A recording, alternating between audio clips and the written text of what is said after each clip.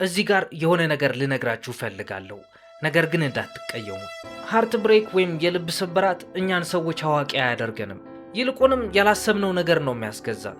ዳምፕ ስንደረግ በተረጋጋ መንፈስ ራሳችንን ሂል ከማድረግ ይልቅ የስሜት መረጋጋት በቅናሽ ዋጋ የተሰጠን ይመስል በአቅራቢያችን ወዳለ ሰው ተጠግጠን ይህን እንዴት አደርጋለሁ እንላለን። ከዛም ከአዲሱ ፍቅረኛችን ልክ እንደ ማስቱሽ ጥብቅ ብለን ይህ እኮ ኬሚስትሪ ነው፣ ይህ እኮ ፍቅር ነው እያል ነገሩ በጣም አውክዋርድ እናደርገዋለን። ይህ ደግሞ ድንገት ሁለት ሰዎች ወደ ኢመርጀንሲ ሩም እያነከሱ ገብተው እንደ አጋጣሚ እኮ ነው የተገናኘ ነው እንደሚሉት አይነት ነው። እዚህ ጋር አንድ የተወዛገበ ቲኦሪ አለኝ፣ እሱን ልንገራችሁ። ያው ትንሽ ስማርት ካስመሰለኝ ማለት ነው። ጂንክስ ትራንስፈር ብዬ ጠራዋለሁ ወይም ጂንክስ ስለዋለሁ። መጀመሪያ የቃሉን ጠለቅ ያለ ትርጉም ልስጣችሁ። ወደ አዲስ ሪሌሽንሺፕ ስትሸጋገሩ የልብ ስብራታችሁ አይጠፋም፣ ያው ባለቤቱን ይቀይራል እንጂ። እርስ በእርስ አትፈዋወሱም፣ ነገር ግን እቃዎች ትለዋወጣላችሁ። ያንን ሞዲፊኬሽን ወይም ማሻሻያ ደግሞ ፍቅር ብላችሁ ትጠሩታላችሁ። ግን ያ ጂንክስ የሚለውን ቃል ቀጥተኛ ትርጉሙን ልንገራችሁ። አንድ መልካም ነገር ስታስቡ ወይም ስታወሩ ምንድን ነው የምትሉት? የሰይጣን ጆሮ ይደፈን አይደል? ነገር ግን እንደዛ ከማለታችሁ በፊት ሰይጣን ቀድሟችሁ ይሰማና መጥቶ ያ ነገር ብልሽሽት ያደርግባችኋል። ያ ጂንክስ ተብሎ ይጠራል። አንድ ነገር ከመከናወኑ በፊት በሐሳብ ደረጃ እያለ ሲበላሽባችሁ ማለት ነው። እሺ ይህን ከያዛችሁልኝ ወደ ቀጣዩ አርዕስት ላሸጋግራችሁ። ሰሌና ጎመዝ ቤኒ ብላንኮን ስታገባ የሰውየውን መልክ አይተው ሰዎች እንዴ ይቺ ሴት አብዳለች እንዴ ነበር ያሉት።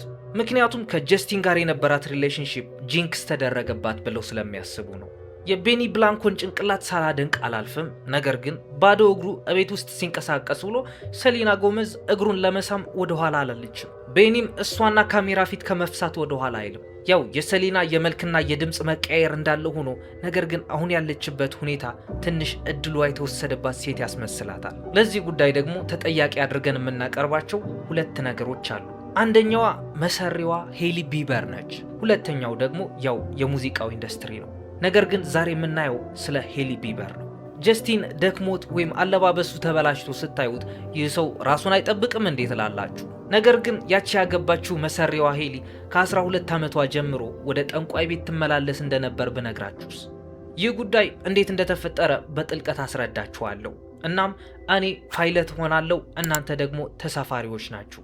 ስለዚህ ቀበቷችሁን ጠበቅ አድርጋችሁ ሰሩ። እስከ ቪዲዮ መጨረሻ ድረስ አብራችሁኝ እንድትቆዩ ጠይቃለሁ። የኢንተርኔቱ ዓለም በየ10 ዓመቱ ትኩሳቱን መልሶ የሚያስነሳ አንድ ወንድ ልጅ ይፈጥራል። ባክስትሪት ቦይስ ለዚሁ ትልቅ ምሳሌ ናቸው። ከዛም በመቀጠል ዋን ዳይሬክሽን መጡ። እነ ጆናስ ብራዘርስም አሉበት። 2009 ላይ ግን እንደ ፈረንጆቹ ይህ ዙፋን ከስትራፎርድ ኦንታሪዮ ካናዳ የመጣ የጀስቲን ቢበር ዙፋን ነበር። በዛን ሰዓት ደግሞ ጀስቲን እድሜው 15 ወይም 16 አካባቢ ነበር።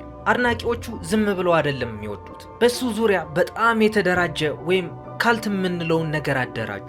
ሰዎች እሱን ለማየት ስቴዲየሞቹ ግጥም ብለው ነበር የሚሞሉት። ስለሱ ትዊተር ላይ ፖስት የተደረገ ነገር በሚሊዮኖች ቪዎችና 100,000 ላይኮችን ያገኝ ነበር። አልፎ አልፎም እሱ በተገኘባቸው ቦታዎች ሁካታና ረብሻ ይፈጠር ነበር። እንደውም ይህ ሁኔታ እኮ ስም ተሰጥቶት ነበር፣ ቢበር ፊቨር የሚል። ሁኔታው በጣምም ያስቃል፣ በጣምም ይገርማል። አውስትራሊያ ውስጥ አንድ ኮንሰርት ከተጀመረ ከጥቂት ደቂቃዎች በኋላ ካንስል ይደረጋል። ምክንያቱም ከተመልካቾቹ መካከል 8 ልጃገረዶች ጀስቲንን ሲያዩ ራሳቸውን ስለሳቱ ነበር። ግን እነዛ ትኩሳቱ ወይም ፊቨሩ የያዛቸው ልጃገረዶች ከዓመታት በኋላ ይህንን ሁኔታ ጭራሽ ረስተውታል። እድሜያቸው እየጨመረ ሲሄድ የጀስቲን ቢበር ምስል ያለበት ቲሸርታቸው ቁምሳጥናቸው ውስጥ አስገብተውት ረስተውታል። ግን አንዲት ልጃገረድ ይህንን ነገር አልተወችውም። እሷ ከመጀመሪያው ጊዜ ጀምሮ ማለት ይቻላል ጀስቲን ቢበር ባለበት ቦታ ሁሉ እሷም ትኖራለች። ታዋቂ የሆኑ ጓደኞቿና የአባቷ ፎንቦክ በመጠቀም ገና ከ13 ዓመቷ ጀምራ ለ10 ዓመት የዘለቀ አንድ ዘመቻ ከፈተች። ይህ ዘመቻና ይህ እቅድም ነበር ከሄሊ ባልድዊን ወደ ሄሊ ቢበር የቀየራት። ጀስቲን ዋን ታይም እና ዋን ለስ ሎንሊ ገርል የተሰኙ የመጀመሪያ ነጠላ ዜማዎቹን ይለቃል። ከዛም በቱዴይ ሾው የመቅረብ እድል ያገኛል። ከትዕይንቱ በስተጀርባ ግን ስቲቨን ባልድዊን የ13 ዓመት ልጁን ይዞ ከጀስቲን ጋር ለማስተዋወቅ ይመጣል። ከዛም እኔና ልጄ ሄሊ በሙዚቃ በጣም እየተዝናናን ነው ይለዋል። አላመናችሁኝም? ቪዲዮውን ማየት ትችላላችሁ።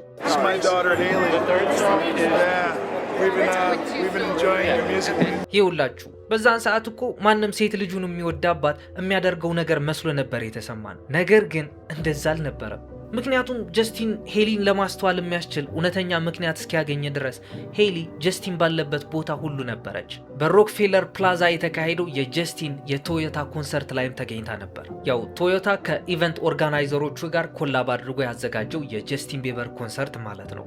ከዛም በሎስ አንጀለስ በተካሄደው የኔቨር ሴይ ኔቨር ፊልም ምርቃት ከመድረኩ ዳር ሆና ስትከታተል ካሜራ አይን ውስጥ ትገባለች። አባቷ ስቲቨን ባልድዊን በዛን ሰዓት የሆነ ነገር ማድረግ ነበረበት። ስለዚህ መጣስ የሌለበትን መስመሮችን ጥሶ ሁለቱም እንዲገናኙ አደረገ። የመጀመሪያ ፎቶአቸው የተገኘውም ከዚያ ሞመንት ነበር። ከ4 ወራት በኋላም ሄሊ የሞንቴ ካርሎ ፊልም ምርቃት ኢቨንት ላይ የጀስቲን ቢበር ፊት ያለበት ጋዜጣ ይዛ ፎቶ ተነሳች። ይህ ሞንቴ ካርሎ የተባለው ፊልም ደግሞ የጀስቲን አዲሷ ፍቅረኛ የተወነችበት ፊልም ነበር። ሰሊና ጎመዝ እዛ መጽሔት ላይ ከጀስቲን ጎን ቆማ ትታያለች። እናም አይ ቲንክ ከዚህ ጊዜ በፊት ወይም እዚያ ሞመንት ላይ ነበረ አባቷ የሆነች ጠንቋይ እንድታገኝ ይዟት ወደ ሆነ ቦታ ሄደው። ግን ኦፍ ኮርስ ኢንተርቪው ላይ እየቀለደች እንደተናገረችው በዛን ሰዓት 12 ዓመቷ ነበረች። አላመናችሁኝም አይደለም? ችግር የለውም፣ ቪዲዮ አብረን እንየው። This is a little tincture potion that I got. I would say probably when I was around 12, my dad flew me to go meet with this witch who lived in the mountains, and she made this specifically for me. She told me that it would make a young Canadian pop star fall in love with me. So yeah, I've been taking this one for years. Absolutely love it. ይህ ኢንተርቪው የሰጠችው ለቮግ ኢን ዘ ባግ ለተባለው ሾው ነበር። አባቷ ወደ ጠንቋይ ቤት ይዟት ከሄደ በኋላ ጠንቋይዋ ደግሞ ይህንን ፖሽን ወይም ይህን መድኃኒት ሰጥታት ነበር። ይህ መድኃኒት የተሰጣት ደግሞ ጀስቲን ቢበርን ለማጥመድ እንደ መስተፋቅር ነበር። እኔ አላልኩም፣ ራሷ ሄሊ ቢበር ነች ያለችው። እናም አሁንም ክትትላችን ይቀጥላል። 2012 ላይ ገብተናል። በዛን ሰዓት ደግሞ ጀስቲን እና ሰሊና በፍቅር የጦዙ the most photographed couples ነበሩ። እራት ለመብላትም ሆነ ፊልም ለማየት አብረው ነበር የሚወጡት። እናም የሚገርመው ነገር የሁለቱም እንቅስቃሴ የሚከታተል የፓፓራዚ ፎቶ ከበስተጀርባ የሆነ ነገር ያሳያል። ያ ነገር ሄሊ ቢበር ነበረች። ምናልባት ይህ አጋጣሚ ሊሆን ይችላል። ሆሊውድ ትንሽ ከተማ ነች ይባላል። እዛ የሚኖሩት ሰዎች እርስ በራሳቸው ይተዋወቃሉ፣ የመገናኘት እድላቸውም ሰፊ ነው ይባላል።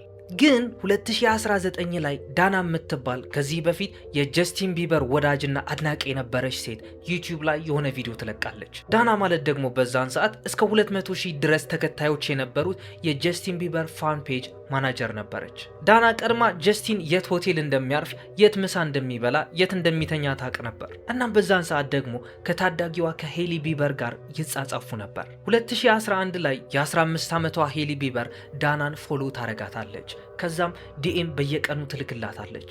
ያ የምትጽፍላት መልእክት ጀስቲን የት ይገኛል የሚል ነበር። ዳና መረጃው ኖሯት ለሄሊ ካሳወቀቻት ሄሊ ቀድማ ጀስቲን በሚያርፍበት ሆቴል ላይ ሄዳ ቡክ ታደርጋለች። ወይም ቢያንስ እሱ በሚመገብበት ሬስቶራንት ሄዳ ምግብ ታዛለች፣ ቁጭ ብላ ትመገባለች። የዳና አባባል እንዴት መሰላችሁ? በዛን ሰዓት የሄሊ ዓላማ ከጀስቲን ቢበር ጋር ፍሬንድስ መሆን ነበር። ታዲያ ያ ያልኳችሁ ጂንክስ የሚባለው ነገር የሚጀምረው እዚህ ፓርት ላይ ነው። 2014 ሲሆን ጀስቲን እና ሰሊና መጣላት ጀመሩ። ሄሊ ደግሞ ከካይሊና ከኬንደል ጀነር ጋር መቀራረብ ጀመረች። ምክንያቱም እነሱም ቢሆኑ ከጀስቲን ጋር በጣም ይቀራረቡ ነበር። ስለዚህ ካሁን በኋላ የሄሊ መረጃ የሚመጣው ከፋኖች ሳይሆን ከጓደኞቿ ነው። ሄሊ ከጀስቲን ጋር እራት ስትበላ፣ ፊልም ስታይ፣ ወደ መኖሪያ ቤቱ ስትሄድ እናም እስከ ጠዋት ድረስ ከቤቱ ሳትወጣ ስትቀር ትታያለች። ከዛም አዲስ ዓመት ተቃረበ። ሰሊና ከኬንዳል ጀነር ጋርና ከጂጂ ሃዲድ ጋር በመሆን ወደ ዱባይ ጉዞ ታዘጋጃለች። እዚህ ጋር የሚገርመኝ ነገር ደግሞ እንዲህ የተደረገው ሰሊና ከጀስቲን እንድትርቅ ስለተፈለገ ነበር። ያው ሄሊ ኦልሬዲ ወደ ህይወቱ ስላይድ አድርጋ ገብታለች። ነገር ግን በመሃል አዳዲስ ነገር እንዲፈጠሩ ስለፈለገች ነበር። ግን ያው የተረጋገጠ የተፈጠረ ነገር የለም። ጀስቲን እንደሆነ ምንም አይነት አዲስ ሪሌሽንሽፕ እንደማይፈልግ ግልጽ አድርጎ ተናግሮ ነበር።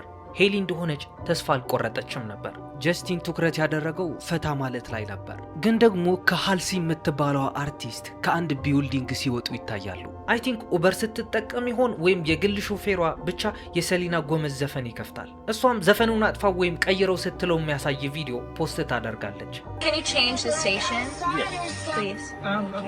በዛው በተመሳሳይ ሞመንት ደግሞ ጀስቲን በሰጠው ቃለ መጠይቅ ሰሊና የህይወቱ ፍቅር እንደነበረች ይናገራል። በጣም ጥሩ ፍቅር ውስጥ ነበርን፣ የሚለያየን ነገር ያለ አይመስለኝም ነበር ሲል ተናግሯል። ታዲያ ሄሊ ኦብሰሲቭ ወይም ሳይኮፓዝ የሚያስብላት ነገር ማድረግ የጀመረችውም ከዚህ ሰዓት ጀምሮ ነበር። ሄሊ ሰሊናን ለመምሰል የማታደርገው ጥረት አልነበረም። ይህ ደግሞ በተደጋጋሚና አጭር በሚባል ጊዜ ውስጥ የተፈጠረ ነበር። ሰሊና አንድ ልብስ ለብሳ ፖስት ካደረገች ሄሊም እሱን ተመሳሳይ ልብስ ለብሳ ፖስት ታደርጋለች።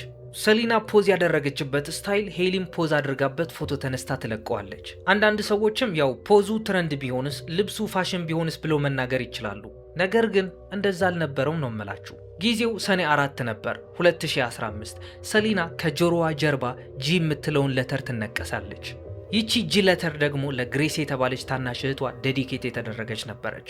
ሄሊ ደግሞ ከ12 ቀናት በኋላ ተመሳሳይ ጂ ኦልሞስት አይደንቲካል በሚባል ሁኔታ በተመሳሳይ ቦታ ተነቀሰች። እሺ ያንቺ ጂስ ምን ያመላክታል ስትባል የፓስተሯ ልጅ ለሆነችው ለጆርጂያ ዴዲኬት እንደተደረገ ተናገረች። ምናልባት ሊሆን ይችላል እኮ፣ ነገር ግን በ12 ቀናት መሆኑ በጣም ይገርማል። ከዛም የካቲት ወር ላይ 2018 ሰሊና ጎሜዝ ፕሬቬ ስዊስ ወደሚባል ወደ ሳይካትሪክ ፋሲሊቲ ትገባለች። ያው አይምሮዋ ነፃ ማድረግ ፈልጋለች፣ ከካሜራ እይታ መራቅ ፈልጋለች። ግን በዚህ ወቅት ደግሞ ሄሊ አላርፋለች። ሰሊና አሁንም ድረስ ሕክምና ላይ መሆኗን ለማረጋገጥ ከፓስተሯ ጋር በመሆን በመኪናቸው እየነዱ በፋሲሊቲው ያልፉ ነበር። እናም ከዛማ 2018 ያ የነገርኳችሁ ጂንክስ በደንብ ስራውን መስራት ጀመረ። ጀስቲን እና ሰሊና ለጥቂት ወራት ታረቁና ለመጨረሻ ጊዜ ተለያዩ። ከ6 ወራት በኋላ ደግሞ ጀስቲን ሄሊን አገባ። ግን ደግሞ ሄሊ በሰጠችው ቃለ መጠይቅ ላይ ጀስቲን እና እሷ መገናኘት የጀመሩት 2016 ላይ እንደሆነ ተናገረች። መገናኘት ስላችሁ ዝም ብሎ ሻይ ቡና ለማለት አይደለም፣ ዴት መደራረግ የጀመሩት ማለቷ ነበር። ግን ያ የተናገረችው ነገር ደግሞ እውነት ከሆነ ጀስቲን እና ሰሊና ለምን 2018 ላይ ተመለሱ ብለን እንጠይቃለን። በዛን ሰዓት በጣም ብዙ የሚወሩ ነገሮች ነበሩ።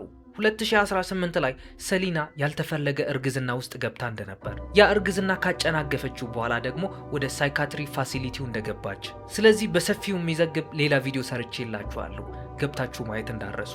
ግን አሁን የተናገርኩትን ነገር የሚያረጋግጥ ምንም አይነት ነገር የለንም። It's just a rumor። አያችሁ እዚህ ጋር የጀስቲን እና የሄሊ ጋብቻ የሁኔታው ማጠቃለያ ነው ብላችሁ እንዳታስቡ። ሰሊና ሉዝ ዩ ቱ ላቭ ሚ የተሰኘው ዘፈኗን ባወጣችበት ሰዓት ሄሊ ደግሞ የሳመር ወከር አይ ኪል ዩ የተሰኘው ዘፈን እየሰማች እንደሆነ ስክሪንሻት ታጋራለች። ሄሊ በዛን ሰዓት ይህ ሁኔታ አጋጣሚ ነው አለችው። የሰሊና ፋኖች ደግሞ ነገሩን አልተቀበሉትም። ከዛም 2019 ላይ ሄሊ የቀለበት ጣቷ ላይ ጄ የምትል ንቅሳት ተነቀሰች።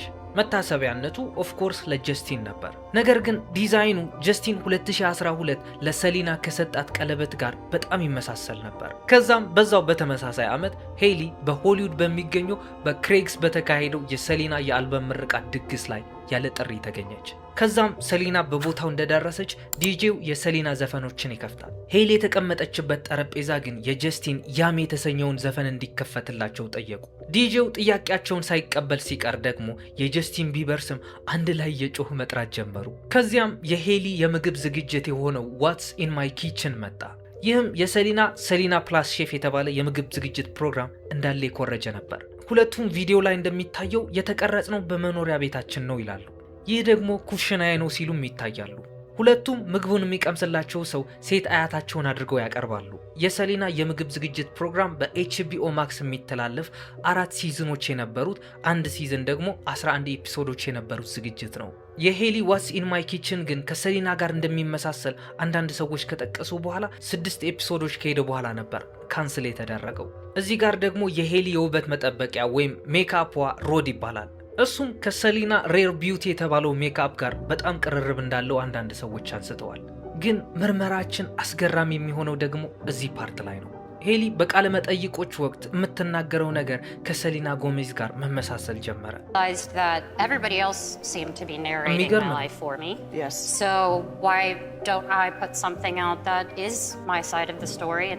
I realized that I was able to tell my story about who I was from my own mouth instead of people from the outside being able to tell my story for me. That was one of the moments where I was like, I don't have to be that 19-year-old body shape anymore because I'm not. That's the other thing too that I think I'm learning is I'm not 19 anymore. I'm 24 now. I feel like my body has changed the most even this last year. Somebody asked me a while ago, what's the one thing you wish people knew about you? And I said I wanted it to be my heart. What do you wish more people knew about you? My heart.